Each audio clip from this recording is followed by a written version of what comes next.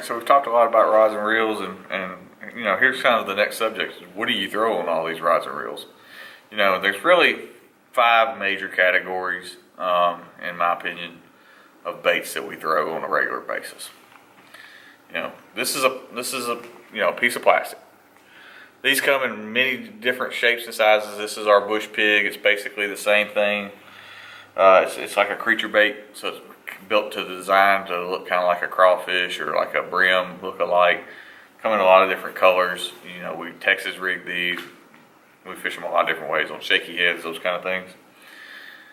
A plastic is probably one of the most common things that a lot of people fish. And it's probably one of the most overall productive baits that you can fish. It catches a lot of fish a lot of different ways.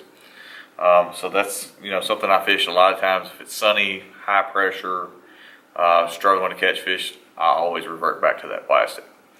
You know, another big fish bait though is a jig. You know, thing about a jig is it's probably one of your bigger, more natural looking crawfish type baits. It can simulate a brim, it can simulate a lot of different things, but a jig is a big fish bait. But you can catch numbers on them based on size and those kind of things. But so that's something else to kind of consider. Again, high pressure type bait.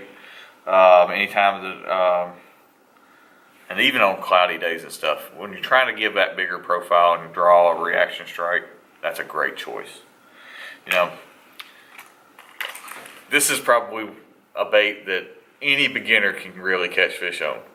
It's called a lipless crankbait. You know, Strike King makes a red eye shad, Rattle Trap makes the Rattle Trap, which is kind of where that category of baits has been kind of nicknamed, kind of like a Coke.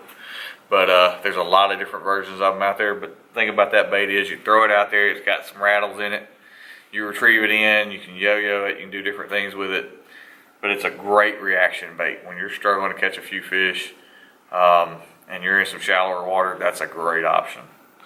You know, here's another bait. This is a bait that's kind of near and dear to my heart. I love to fish the spinnerbait. It's one of the first baits I ever fished as a kid. I remember going and getting my little Strike Kings and my H&H's, and you know, spinnerbait's one of those baits that you don't see as much fished as hard as they used to be, but it is a big fish bait. It's another one of those baits that you can go catch a big stringer on, but it's a great little all-around fishing bait. You know, I fished these a few different ways. Towards the top, I remember watching Jimmy Houston as a kid on TV, and he was always waking it, making the little wakes come up behind the spinnerbait, fish coming up and hitting it. It was always a fun way to see a fish bite. But you know, dragging it on the bottom real slow, rolling it is another really good way to catch fish. But it's a very versatile bait. It's a bait that you can catch a lot of fish a lot of different ways. A crankbait is just that. Throw it out there, you crank it in, and you catch fish. You know, a cool thing about a crankbait, there's a bunch of different versions. You have a smaller bill, it's going to go just a little bit deep, maybe 2 to 4 foot. But you get some of the longer bills, and they can go 20 or 25 feet. So it's something to kind of take into consideration with a crankbait is, you know, the depth and the bill size. But again, throw it out, crank it in, that's the name crankbait. But it's not just quite that simple. So always think about what you're doing with it. Crank it a couple of times, stop and go, crank it, stop, crank it, stop. But make a mental note as you're doing all this, when you get that bite, were you cranking it? Were you stopped? Had you stopped for a couple of seconds? Had you stopped for just a second?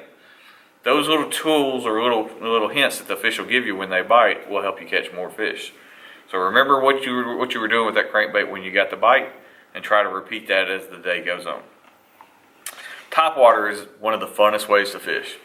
And for a beginning angler, a frog is hard to beat. You know, what's cool about a frog, you can cast it anywhere.